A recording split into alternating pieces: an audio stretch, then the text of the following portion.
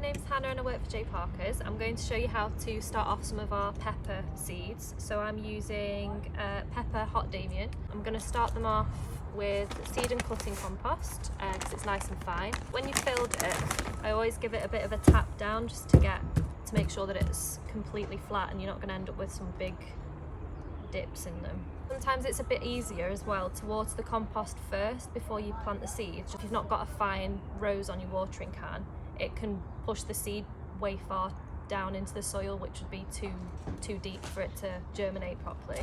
Okay, so these are our seeds. As you can see, they're quite small, but they're not really small, so they're okay to go in sort of one cell per one. So I'm just going to pop them in like that, and then I'm just going to press them down a tiny bit just so they've got contact with the soil. And I'm just going to cover them with a fine layer of compost.